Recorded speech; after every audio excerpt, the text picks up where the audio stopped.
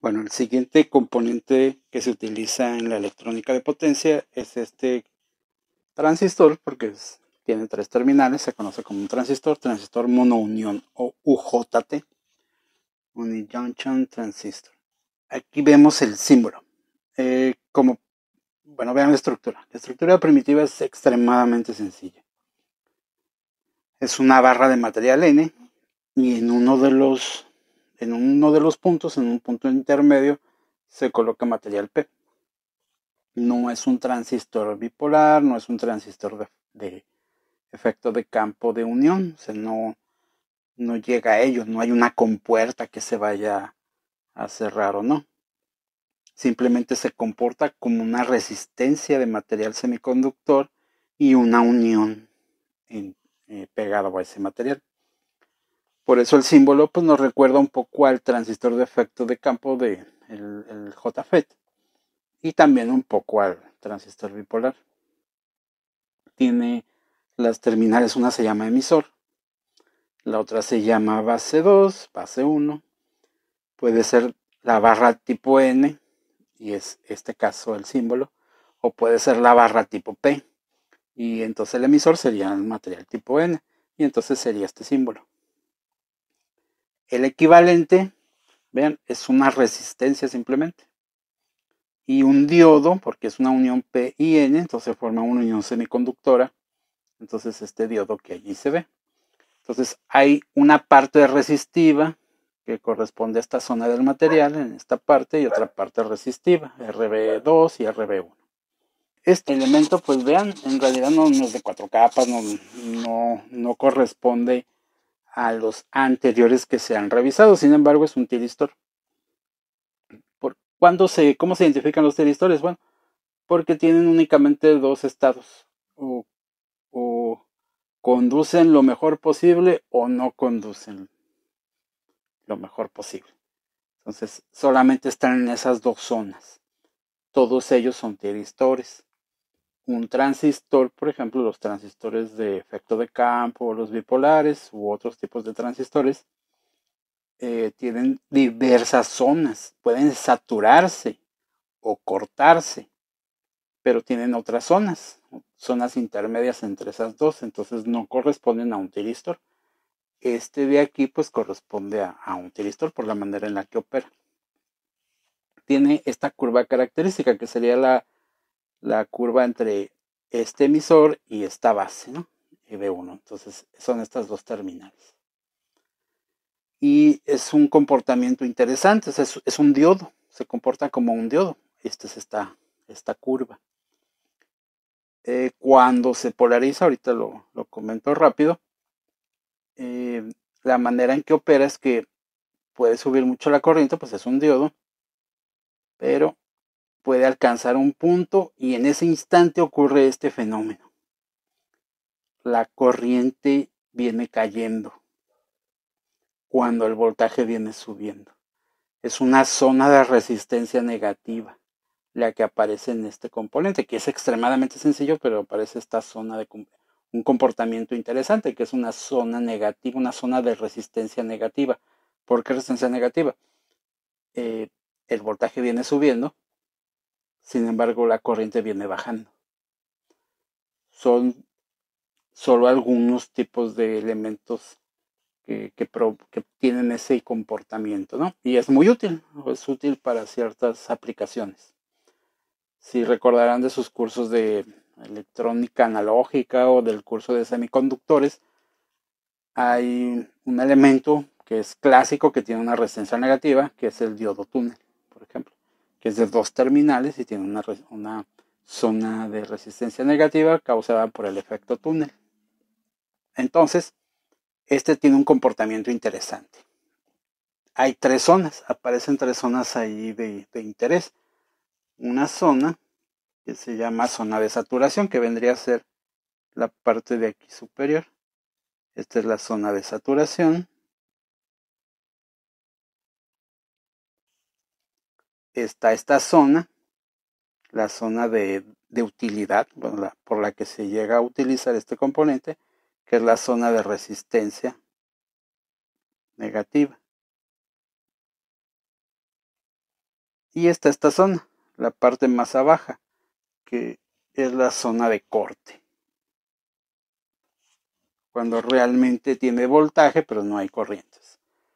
Entonces se satura, hay una zona de corte y hay una zona de resistencia negativa. Y podrán decir, caray, pues no parece un tiristor en el sentido de que un tiristor o se satura o está en corte, o sea, está conduciendo o está bloqueado, no conduciendo. Si observan las curvas de los otros componentes tiristores, notaron esto, esta zona. Esta zona en todos ellos va así y luego cuando lo disparamos aparece esto. Es una zona negativa, precisamente. Este elemento en particular, pues esta zona se maneja y se utiliza de cierta forma. Vamos, ahorita lo comento. ¿Cómo se utiliza? Bueno, pues me voy a remitir, voy a dibujar el símbolo.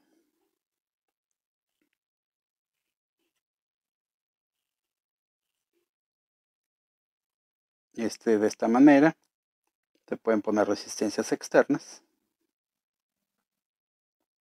Y aquí se puede poner una resistencia y un capacitor.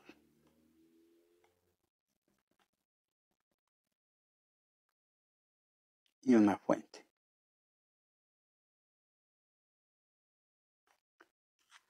Aquí va a haber un voltaje. O sea, si observan, aquí internamente hay resistencias, entonces no quedan más que una resistencia afuera, una interna. Pude haber no puesto la de afuera y nada más usar las internas. Queda un divisor de voltaje. Entonces, estos voltajes, aquí adentro queda un voltaje, aquí hay otro voltaje internamente. Entonces son simplemente divisores de voltaje. Y una resistencia y un capacitor estoy agregando. Entonces, ¿qué va a pasar?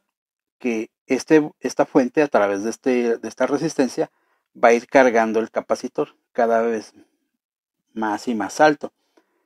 Conocemos el comportamiento de una fuente constante, de voltaje constante, cargando a un capacitor a través de una resistencia. Eso lo hemos visto en diversas ocasiones. Sabemos que va haciendo esto. A lo largo del tiempo, el capacitor se va cargando, hasta alcanzar la fuente de alimentación. ¿Sí? Vean, como aquí hay divisores de voltaje, aquí hay un voltaje. Si el capacitor está completamente descargado, este voltaje es más alto que el del capacitor. Entonces, véanlo acá en el equivalente. El voltaje en esta resistencia o de este lado del diodo es más alto que de este lado del diodo. Entonces, este voltaje mantiene el diodo polarizado inversamente, no conduce. Pero el capacitor se va cargando, sube y sube su voltaje. ¿Qué va a ocurrir cuando este voltaje sea mucho más alto? Pues va a empujar el diodo a conducir. Entonces, ¿qué va a pasar? Este capacitor empuja el diodo a conducir y en ese instante este capacitor avienta toda su corriente a la resistencia de este lado y el capacitor se descarga. Cuando el capacitor se descarga, pues vuelve a empezar el proceso. Otra vez va cargando, o sea, lo que va a pasar es que se va a descargar rápidamente el capacitor y va de nuevo el proceso.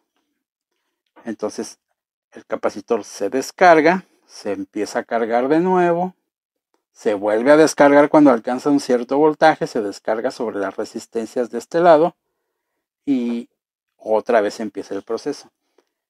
¿Qué se observa aquí en esta parte? ¿No? Pues veríamos esto. Si lo viéramos en el tiempo. Que hay un voltaje constante. O sea, si no estuviera este capacitor y la resistencia, pues simplemente habría un divisores de voltaje. Entonces habría un voltaje constante. Pero si conectamos esto, habría ese voltaje constante y de repente el capacitor va subiendo su voltaje y cuando vence el voltaje sube más el voltaje que el necesario para hacer conducir al diodo, pues el capacitor se descarga. Entonces veríamos esto en esta resistencia. Veríamos de repente un pulso de corriente, porque el capacitor se está descargando en este lado, en esta resistencia. Entonces veríamos un pulso de corriente o de voltaje, bueno, un pulso de corriente hace subir el voltaje en la resistencia, aparece rápidamente y desaparece rápidamente también. Y luego otra vez. Entonces veríamos esto en esta resistencia. Es en realidad la manera más sencilla de fabricar un oscilador de relajación. Se carga el capacitor, se va cargando, alcanza un cierto voltaje y se descarga. Y va de nuevo, como ya se descargó, pues va otra vez cargándose, alcanza un voltaje suficiente y se descarga. Entonces veríamos de este lado pulsos. ¿Para qué se utiliza? Bueno, ¿qué tiene que ver este circuito de relajación hecho con este tipo de transistor con la electrónica de potencia? Bueno, pues este componente se utiliza como disparo. O sea, estos pulsos son comúnmente usados para disparar un SSR o un TRIAC, por ejemplo. Ya vimos cómo se utilizan aquellos componentes, cómo se pueden, van a hacer aplicaciones con ello. No vamos a utilizar realmente este componente, pero bueno, es una de las posibilidades, disparar ese tipo de componentes en la compuerta a través de este tipo de pulsos. Recordarán que el TRIAC, por ejemplo, cuando no es un quadrac, cuando no se le agregó un DIAC para que fuera simétrico, bueno, pues este lo resuelve, porque este voltaje puede ser muy grande, o sea, cuando está aquí abajo, pues puede que no dispare en ningún sentido, sea muy bajo el voltaje para disparar cualquiera de los dos lados, pero cuando alcanza este capacitor el voltaje suficiente, sube el voltaje mucho y entonces ese pulso puede disparar cualquier cuadrante del track, por ejemplo. Entonces puede resolver el problema de asimetría en el triac. Es un circuito que no se utiliza realmente mucho porque hay diferentes maneras otros componentes como el DIAC para disparar al triac. Pero bueno, es una posibilidad, ¿no? Se pueden hacer circuitos, se puede usar este circuito como disparo para esos componentes. Una característica importante de este circuito que nos indica el fabricante es un término, vamos a borrar aquí, que es el término pues, más relevante, ¿no? Pues para hacer este tipo de circuitos de disparo se ocupa saber estos valores, estas resistencias. Entre estos divisores de voltaje, entre más grande sea el voltaje de abajo, pues la resistencia de abajo, el voltaje es más grande. Entonces es importante este parámetro. Y es así, es RB1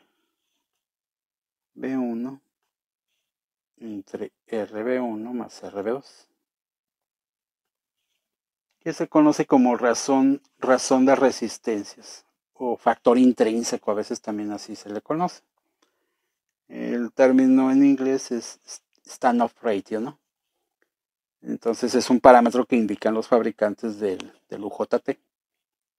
Para bueno, también nos indican el valor resistivo de aquí, el total de entre base 1 y base 2, y nos indican este factor intrínseco, y entonces con esos dos datos pues podemos saber cuánto vale la resistencia B1 y la resistencia B2. La mayoría o es muy común que el fabricante nos indique esto como 0.5, o sea, la mitad y mitad, ¿no?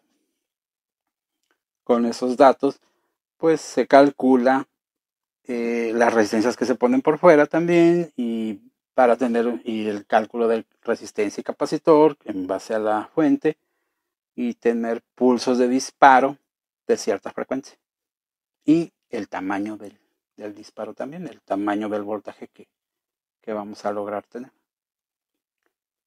Bueno, hasta aquí este componente.